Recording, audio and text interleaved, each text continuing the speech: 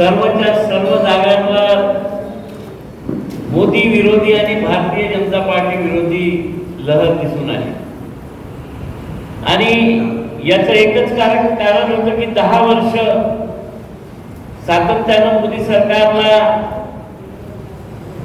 हा देश चालवायला दिला आणि या देशात हुकुमशाह पद्धतीनं त्यांनी सरकार चालवलं, लोकतंत्र नष्ट करण्याचं काम त्यांनी केलं। यांचे सर्व नेते मंडळी, मग ते कर्नाटकाचे मंत्री असतील किंवा त्या लोकसभेच्या उमेदवार मिर्झा असतील, ह्या संविधान बदलण्याच्या भाषा बोलत होत्या।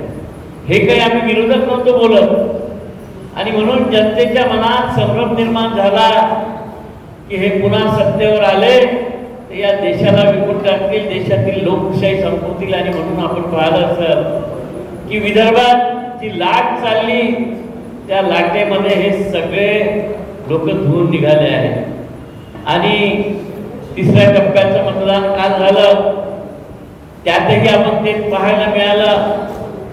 मला वाटतं मी विदर्भातून येतो आणि त्या विदर्भामध्ये विकासाच्या नावावर मत मागणाऱ्यांचे काय हाल झाले। ज्यांना अहंकार होता की आम्ही विकास केला आहे म्हणून आम्ही मत मागायला जाणार नाही, ज्यांना द्यायचे असेल त्यांनी द्यावे असं त्यांचं आव्हान होतं। परंतु आपण पाहिलं असेल की अशा सर्व लोकांना गल्लोगल्ली फिरावं लागलं मत मागायला। हा संविधानाचा अधिकार आहे। या लोकशाहीमध्ये मतदार राजा आहे। मतदारांनी निवडून दिलेला राजनेता हा कधीही राज्य बनू शकत नाही, हे पुन्हा जनतेने सिद्ध करून दाखवलं। आणि आपण या 10 वर्षाच्या कालखंडामध्ये पाहिलं असेल की कशा पद्धतीनं इलेक्ट्रॉल बॉन्डचा विषय आला। आता नवीन नागपुरामध्ये मेगा इंजिनिअरिंग आपण पाहिलं असेल, मेगा इंजिनिअरिंग ज्यांनी चंदा दो धंदा दो अंतर्गत करोडो रुपये या इलेक्ट्रॉल बॉन्डच्या माध्यमातून दिले आणि त्याला आता नागपूर महानगरपालिकेत 1300 कोटीचं वर्ष कंत्राट देण्याचा एक डाव रचला होता। तो कालच मी तिथे त्यांचा उधळून आलो आणि मला वाटतं की ही मोदी सरकारची नीती, भारतीय जनता पार्टीची नीती इलेक्ट्रॉल बॉन्डच्या माध्यमातून या देशातील जनतेचा पैसा लुटण्याचं काम चालवणार आहे। आणि पहिल्या 3 टप्प्यामध्ये ज्या पद्धतीने जनतेने यांना नाकारलं तर आता हे लोक मला वाटतं 170 180 सुद्धा गाठू शकणार नाही, ही परिस्थिती निर्माण झालेली आहे। आपण इथल्या पुण्याच्या लोकल विषयांवर आणि बाकी विषयांवर गोडसे पाटील आणि इतर लोक बोलणार आहे, परंतु मी तुम्हाला इतकं आवर्जून सांगतो की ज्या विदर्भावर भारतीय जनता पार्टी आणि मोदीजींना नाद होता त्या विदर्भातून महाराष्ट्राचा रिमोट कंट्रोल विदर्भाच्या हाती होता, त्या विदर्भात आम्ही भारतीय जनता पार्टीला हाकारलाय, जनतेने नकारलेला आहे। ही लढाई जनतेने आपल्या हातात घेतली। आज आम्ही पुण्यात सुद्धा फिरलो, मला वाटतं की मोदी सरकारच्या विरोधात देशभरातली जनता ही लढाई लढणार आहे आणि हे चित्र आपल्यासमोर स्पष्ट होईल। नितीन गडकरींची पूर्वामध्ये निवडणूक लढवलेली आहे, विजयाचा विश्वास आहे, पण आता लोकांना असं म्हणाला की विकास केलेला आहे असं ते सांगत होते की त्यांना द्या, मात्र त्यांना गल्लोगल्ली फिरावं लागलं। मला हेच म्हणायचं आहे की ज्यांनी सांगितलं होतं की मतं मागायला मी जाणार नाही, ते मतं मागायला गल्लोगल्ली फिरले म्हणजे जनतेचा विजय झाला। या नागपूर शहरातल्या जनतेने त्यांना रस्त्यावर काढलं आणि मी तुम्हाला 100% सांगितलं आहे की मी 1 लाख मतांनी नक्की निवडून येतो। प्रश्न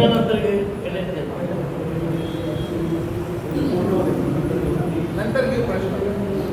पत्रकार बंधूंनो आणि भगिनींनो, म्हणजे न्याय संस्था मी अनेक वेळा बोलतो, आज सगळ्या देशातले लोक एकमेकाला आमच्यासारखे लोक आहेत कालच्या तिसऱ्या फेज नंतर जे पिक्चर आम्ही तुमच्याबरोबर करतो ते मोदी 100% जाणार. आतापर्यंतची त्यांची जिथे बालेगल्ली होती तिथेच त्यांनी मार खाल्लेला आहे, निंब उभी झालेलं आहे. आणि ते म्हणतात की मी आता काँग्रेस सत्तेवर आलं तर काय होईल, ही भाषा त्यांची आता बदलली.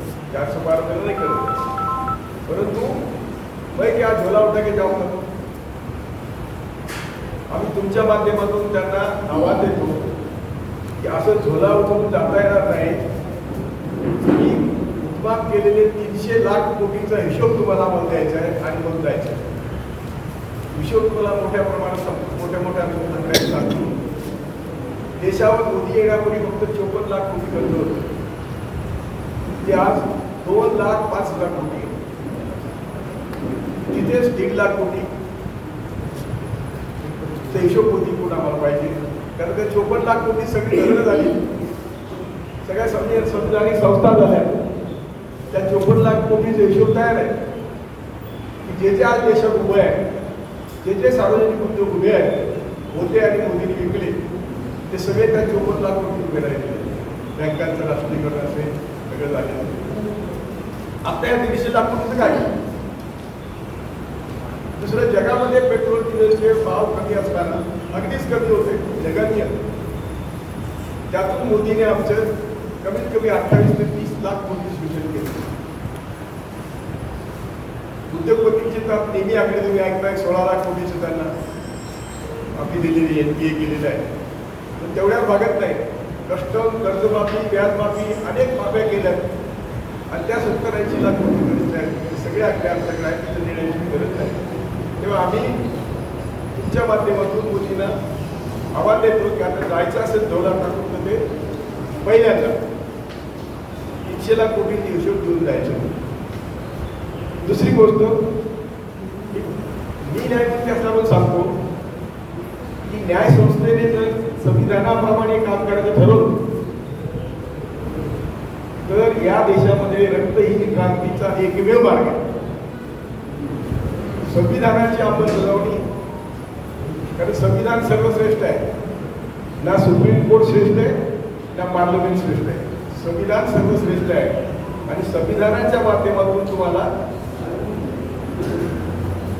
सगळ्या काही बदलता येतं. कारण संविधानाचं ध्येयच आहे शोषणमुक्त समाजाची निर्मिती. आणि ती शोषणमुक्त समाजाची निर्मिती होते की नाही याचं काम न्यायसंस्थेचं आहे. न्यायसंस्थेने अनेक आक्षेप घेतले. कॉलेजियमने न्यायमूर्ती नाही नेमायचे, मोदी शहाणे नेमायचे का. आता इलेक्शन कमिशनचं काय झालं. इलेक्शन कमिशनमध्ये एकच अट टाकली होती, कायदेशीर होती, न्याय होती की विरोधी पक्षनेता, पंतप्रधान आणि सुप्रीम कोर्टाचे चीफ जस्टिस इंडिपेंडेंट बॉडी झाली असती की नाही. त्यांना इंडिपेंडेंट काय नकोच आहे, त्यांना प्रत्येक संस्थेवर ताबा पाहिजे. आणि म्हणून इलेक्शन कमिशनमध्ये सुप्रीम कोर्टाच्या ऑर्डरचे फक्त कायदा पास केला. केजरीवालला दिलेले सुप्रीम कोर्टाने अधिकार ते काढून घेण्यासाठी पुन्हा कायदा केला. प्रत्येक सुप्रीम कोर्टाचा कायदा जो यांना आडवा येतो तो पायदळी तुडवण्याचं काम यांनी आवश्यक केलं. एक तर न्याय संस्थेला देखील मोकळं मिळालं नाही काम करायला. इलेक्ट्रॉल बॉन्ड हा जगातला सर्वात मोठा घोटाळा, मोदी घोटाळा किंवा मोदी गेट असं कोण म्हणतंय. तर निर्मला सीतारामनचे मिस्टर प्रभाकर त्यांचं म्हणणं की एवढा घोटाळा जगात कुठंच झालेला नाही आणि तो घोटाळा न्यायमूर्तींनीच बाहेर काढला म्हणून तो निघाला. पण ते तेवढं जर काम सोडलं तर अनेक गोष्टी आहेत त्याच्यात न्यायमूर्तींनी हातातून लावलेलं नाही, लावायला पाहिजे होतं. मुख्य प्रश्न असा आहे लिबर्टी. स्वातंत्र्य हे लोकशाहीचं परमोच्च बिंदू असतं. म्हणून जेव्हा बाबासाहेबांनी विचारलं की तुमचं सर्वात महत्वाचं आर्टिकल कुठलं, तुम्ही संविधान लिहिलं, तेव्हा बाबासाहेबांनी सांगितलं की आर्टिकल 32 जे मूलभूत हक्काचं संरक्षण करतो आणि त्याचे सगळे पॉवर सुप्रीम कोर्टाला दिले. त्याला कुठल्या कायद्याची गरज नाही. जेव्हा जेव्हा सुप्रीम कोर्टाला वाटले की मूलभूत हक्कांची पाय पडला होती त्यावेळेस सुप्रीम कोर्ट सुमोठे ऍक्शन घेऊ शकतो. अशी कुठली ऍक्शन या गेल्या 10 वर्षात झाली नाही. आणि कोलिजन मी म्हणत नाही की 100% करेक्ट आहे, पण सध्याच्या परिस्थितीत कोलिजन शांती दुसरी व्यवस्था नाही. सरकारच्या हातात नेमणुका जजेसच्या ते आता झालंय. बघा नवीन कायदा आलाय, त्या कायद्यात अशी तरतूद आहे. नीट आहे का, तुम्हाला त्या कायद्यात जावं लागणार आहे, त्या कायद्याची संबंध सापडावं लागणार. नवीन कायदा जुलैमध्ये चालू होतोय, झाला तर मला वाटत नाही. तो कायदा सांगतो की जजेसने अगदी सुप्रीम कोर्टामध्ये जजेसने जर एखादा बेकायदेशीर निकाल दिला त्या जजला 7 वर्षे शिक्षा होऊ शकते. मग एखाद्या जजने चूक केली, बेकायदेशीर निकाल दिला, ठरवणार कोण? मोदी शाह, सरकार ठरवणार. त्यामुळे कायद्याचे सगळे ज्याला आपण दात म्हणतो, सुप्रीम कोर्टाचे दात काढून घेण्याचं काम नवीन कायदा करतोय. आमच्यासारखे कधीतरी जेलमध्ये जाऊन आलेले आहेत, 2-2, 4-4 दिवस पोलीस कोठडी बोललेली आहे. आता पोलीस कोठडीची जी मुदत 14 दिवस होती पूर्वी, ती आता 90 दिवस आणि 180 दिवस केली. त्यामुळे फक्त हमकडोशी कायदा, आणि त्यामुळे आम्हाला न्यायसंस्थेची खूप मोठी गरज आहे. परंतु सरकारविरुद्ध बोलण्याची आर्टिकल 19 आम्हाला परवानगी असताना सुद्धा आम्हाला आज बोलता येत नाही. अवघड आहे. मला असं वाटतं 4 दिवसाचे दिवस बदलतील. आमचे मित्र आलेले आहेत, आम्ही बैठे पुन्हा एकच रिपीट करतो की मोदीने त्या जावं लागणार तेव्हा आम्हाला 300 लाख कोटीचा हिशोब देऊन जावा, असं तुमच्या त्यांना मी आवाहन करतो. थँक्यू. जय भारत, जय शिवराय, जय भीम.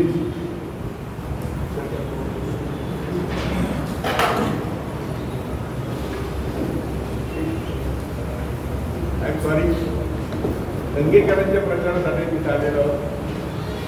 आणि तुम्हाला सांगतो की अनेक लोक शंका करतात की दंगेकर पार्लमेंटमध्ये जाऊन काय करणार. वसंतदादा, क्रांतीच्या दादा पाटील असे अनेक दिग्गज आहेत. दंगेकरपेक्षाही कमी शिकलेले होते आणि त्यांनी पार्लमेंट गाजवलेलं. पार्लमेंट फुले शिवाजीला आंदोलनाबद्दल म्हटले होते की भाषेला काय पाण्यात खेळायला शिकवायला लागत नाही, दंगेकरला शिकवावं लागणार नाही. आणि सर्वात महत्त्वाचं, मी भारत जोडोमध्ये राहुल गांधी विरुद्ध आलो. आणि राहुल गांधी असं रसायन आहे की मला वेळ त्यांच्या घराण्यात सुद्धा असा माणूस झाला असेल. अगदी मी जबाबदारीने सांगतो, त्यांच्या घराण्यात देखील एवढा मोठा माणूस झाला नाही. महात्मा गांधी आणि बुद्धाच्या मार्गाने चाललेला माणूस आहे. तुम्हाला आत्ता पडलं नाही तरी काळाने पडले. मी 83-84 वर्षाचा आहे, माझा अनुभव मी त्याच्यावर अनुभवला. तो अत्यंत निष्ठुर माणूस आहे आणि त्याला खरोखर देशाची चिंता आहे. खरोखर. जय भारत.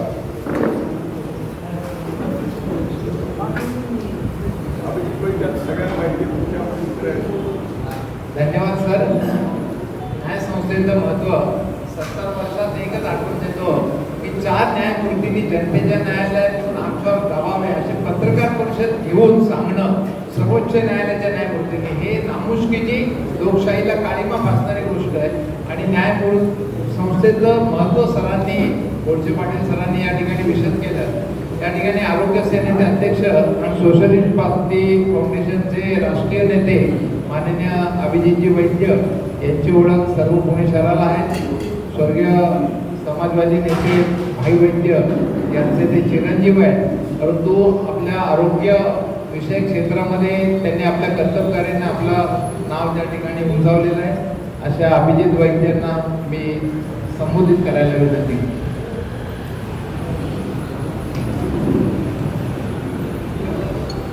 आदरणीय न्यायमूर्ती गोडसे पाटील उपाधिकारी आणि सर्व इथे उपस्थित पदाधिकारी आणि पत्रकार बंधू, माजी पंतप्रधान चंद्रशेखरजींच्या पदयात्रेतला मी प्रॉडक्ट. अत्यंत तरुण वयामध्ये मी त्या पदयात्रेमध्ये सहभागी झालो. 1983 ची ती घटना आहे. त्या पदयात्रेने निर्माण केलेलं एक अभूतपूर्व असं संपूर्ण जो काही एक वातावरण आहे ते मी अनुभवलेलं आहे. राहुल गांधींनी त्यांच्या पदयात्रा चालू केल्यावर पुन्हा त्या वातावरणाचा अनुभव मी पहिल्यांदा घेतला. राहुल गांधींची जी भाषा आहे ती आम्हाला सुखावणारी आहे, कारण ती समाजवादाची भाषा. संपत्तीचं फेरवाटप, महिला युवकांना न्याय, युवकांना रोजगार, शेतकऱ्यांची कर्जमाफी, जातीवर आधारित जनगणना आणि आरक्षणाच्या मर्यादा वाढवणं, ही सर्व भाषा ही समाजवादाची भाषा. आणि एक जातीवंत समाजवादी म्हणून मला सुखावणारी ही भाषा आहे. पण खरी गंमत तिथंच आहे. ज्या क्षणी राहुल गांधी समाजवादाची भाषा वापरायला लागले त्या क्षणी नरेंद्र मोदी आणि भाजप आणि सत्तेवर असणारी सर्व मंडळी आणि हा सर्व हिंदुत्ववाद्यांचा परिवार हा इतका अस्वस्थ झाला की त्या भीतीतून अत्यंत खोटेनाटे, असत्य, द्वेषमूलक अशी विधानं करायला त्यांनी सुरुवात केली. खरं तर माझं स्पष्ट मत आहे, नरेंद्र मोदी आणि अमित शहाना आपल्या पराभवाची भीती इतकी भेडसावती आहे, त्यांना आपला पराभव इतका स्पष्टपणे दिसतोय की अत्यंत द्वेषमूलक अशी भाषा प्रत्येक भाषणामध्ये ते वापरतात. खरं तर देशाच्या पंतप्रधानांना आणि गृहमंत्र्यांना अशा तऱ्हेची भाषा ही निवडणुकीच्या प्रचारामध्ये वापरणं ही गोष्ट अत्यंत चिंतेची बाब आहे. या भाषेनं तुम्ही निवडणुका जिंकाल का हाराल हा भाग आपण बाजूला ठेवू, पण या देशाच्या एकात्मतेला मात्र ते कायमचा धक्का पोहोचवण्याचा प्रयत्न करतात. आणि अशी भाषा वापरून त्यांच्यावर निवडणूक आयोग काहीही कारवाई करत नाही ही दुसरी चिंतेची बाब. पण हे आम्हाला अनपेक्षित नाही. ज्या पद्धतीने राज्यकारभार संपूर्ण चाललाय म्हणजे देशाच्या एकात्मतेला त्यांनी नुसता धक्का लावलेला नाही. त्यांनी या देशाच्या संपूर्ण सामाजिक, राजकीय, आर्थिक व्यवस्थेला आतापर्यंत असा काही धक्का लावलेला आहे की खरं तर पुढे येणाऱ्या सरकारला या देशाला त्या धक्क्यातून बाहेर काढण्यासाठी एखादं दशक लागेल अशी परिस्थिती आहे. पण तळागाळामध्ये मी येणारा माणूस आहे.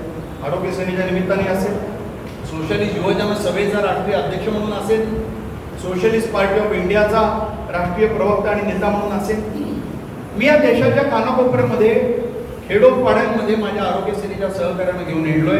आणि आज देशभरातल्या कार्यकर्त्यांशी बोलल्यावर मला एक गोष्ट स्पष्ट दिसते की जर काही लबाड्या केल्या नाहीत तर भाजप सरकारचा आकडा हा 150च्या खाली जाणार. तो अजूनही खाली जावा अशी माझी इच्छा. आता ही जी आकडेवारीमध्येच मतदानाची टक्केवारी वाढून येते त्यामुळे अनेकांना चिंता वाटते. मला अनेक जण तळागाळातली माणसं म्हणली की आम्ही बहिष्कार टाकतो आता मतदानावर. मी त्यांना समजून सांगितलं की एक लक्षात घ्या, ज्या वेळेला 24% मतदान त्यांना झालं होतं तेव्हा 2 जागा, ती टक्केवारी जशी 34 पर्यंत गेली तशी जागा या खूप वाढत गेल्या. तुम्ही त्यांना 15%च्या खाली ठेवा, 8-9% जरी त्यांनी वाढवले मतदानाची टक्केवारी तरी त्याचा परिणाम होणार नाही हे सर्वसामान्य माणसाने लक्षात ठेवलं पाहिजे. अजून एक अत्यंत महत्त्वाची गोष्ट जी आरोग्य सेनेच्या दृष्टीने महत्त्वाची. नरेंद्र मोदींनी 10 वर्षाच्या काळामध्ये सार्वजनिक आरोग्याची जी GDPची तरतूद करायची असते, जी मागणी आम्ही गेले कित्येक दशकं करतो की जी 4.5 ते 5% असली पाहिजे, ती 1.25% पुढे नेमलेली नाही. आणि आयुष्यमान भारत हे त्यांचं कार्ड नक्की कुठं चालतं हे त्यांनी आम्हाला दाखवावं. मी स्वतः व्यवसाय पण करणार, सुपर स्पेशालिटीचा व्यवसाय करतो. हे कार्ड नक्की कुठं चालतं हे त्यांनी दाखवून द्यावं. म्हणजे देशातल्या सर्व नागरिकांचा आरोग्याचा विमा उतरवला आणि प्रत्येकाला 5 लाख रुपयाचं संरक्षण आम्ही दिलेलं आहे. पण कुठे येते सार्वजनिक आरोग्याची इतकी दारुण अवस्था ही खरं तर आजपर्यंत कधीही झाली नव्हती. कोविडच्या काळामध्ये जे मृत्यू आहेत जे झाकले, गंगेच्या पात्रामध्ये तरंगणारी प्रेत जगाने पाहिली पण तुम्ही नाकारली. आमच्या देशातल्या गोरगरिबाचं मरण तुम्ही नाकारलं. त्याला जगणं तर तुम्ही जगून दिलंच नाही. महागाई, बेरोजगारी, सतत द्वेषाच्या निरनिराळ्या गोष्टी काढत राहायच्या, झुंजवत राहायचं निरनिराळ्या जाती धर्माच्या लोकांना, पण तुम्ही त्यांचं मरणही नाकारलं. जागतिक ज्या संघटना आहे त्यांचं तर म्हणणं की भारतातले मृत्यू हे कित्येक पटीने जास्त 50 लाखापर्यंतचा आकडा WHO ने काढलेला आहे. आणि तो आकडा चुकीचा आहे असं मला वाटत नाही. कारण एक लक्षात घ्या, आपल्या प्रत्येकाच्या जवळची कोणी ना कोणीतरी व्यक्ती आपण त्या काळामध्ये गमावली.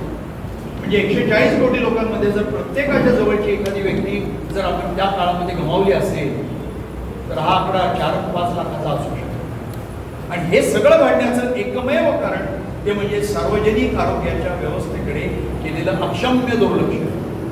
कारण त्यांना मूलभूत प्रश्न कुठला सोडवायचाच नाही. ना त्यांना महागाईचा प्रश्न सोडवायचा आहे, ना बेकारीचा प्रश्न सोडवायचा आहे, ना सार्वजनिक आरोग्याची व्यवस्था सुधारायची, ना त्यांना सार्वजनिक वाहतूक व्यवस्था सुधारायची, ना त्यांना शिक्षण लोकांसाठी उपलब्ध करून द्यायचं आहे. जे नवं शिक्षण धोरण आणलंय, अरे नवं शिक्षण धोरण म्हणजे काय? हे मनुवाद हा मागल्या दारानं आणण्याचं षडयंत्र.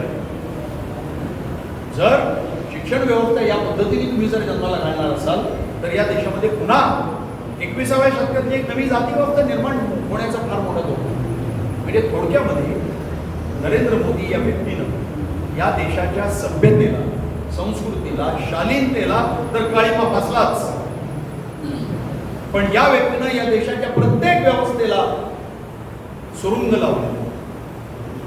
पण मला असं वाटतं की या देशातली जनता ही काही इतकी आवडी भोळी आणि मूर्ख नाही. मला उलट अनेक वेळा असं दिसलं की नेत्यांच्या पुढे जनतेची पावलं पुढे आहेत. अनेक वेळा आपल्या देशातल्या जनतेनं आपल्याला दाखवून दिलं या देशातल्या गोरगरीब माणसामध्ये एक शहाणपण आहे. आणि मला असं वाटतं की या निवडणुकीमध्ये आपल्या देशातल्या तळागाळातल्या माणसाचं हे शहाणपण बाहेर पडलेलं आपल्याला पाहायला मिळेल. मी आशा करतो की केंद्रातनं तर हे सरकार गेलंच पाहिजे. ते जाईल, निश्चित जाईल. महाराष्ट्रामध्ये देखील त्यांचा दारुण पराभव होणार आहे याची मला पूर्णपणे खात्री आहे. आणि पुण्याबद्दल तर काय बोलतो, अहो SM जोशी, नानासाहेब गोरे, मोहन दारिया, विठ्ठल तुपे असे अनेक समाजवादी दिग्गज लोकसभेला या पुण्यात निवडून आले. नानासाहेब गोरे, सरदार किराड, निळूभाऊ लिमये, भाई वैद्य, रामभाऊ वडके, दत्ता एकबोटे, पांडुरंग तरोडे हे सगळे समाजवादी महापौर आम्ही समाजवादी पुण्याला दिलेले. आता परवा गेलेले मोहनसिंग राजपाल हे जरी नंतर काँग्रेसमध्ये असले तरी ते भाई वैद्यांचे शिष्य. लहानपणी मी मोहनसिंग राजपालला फार जवळनं पाहिलेलं आहे. पुण्यामध्ये समाजवादाची एक अत्यंत प्रखर अशी परंपरा आहे. पुण्यातले समाजवादी नाही, देशातले समाजवादी आज इंडिया आघाडीच्या पाठीमागे भक्कमपणे उभे राहतील याच्याबद्दल मला खात्री आहे. त्याचबरोबर पुणं हे जयदेव जवळकर यांच्या ब्राह्मणेतर चळवळीचं केंद्र, हे पुणं महात्मा फुलेंचं पुणे आहे. मला खात्री आहे की हे पुणं मनुवादाला धिक्कारून इंडिया आघाडीच्या उमेदवाराला प्रचंड बहुमतानं निवडून नुसतं देईलच असं नाही, तर असं म्हटलं जातं की पुण्यामध्ये ज्या पक्षाचा खासदार होतो त्या पक्षाचं सरकार केंद्रस्थानी येत असतं. ही परंपरा पुन्हा राखली जाईल याच्याबद्दल माझ्या मनामध्ये खात्री. धन्यवाद. प्रश्न तिघांकरता काही प्रश्न असतील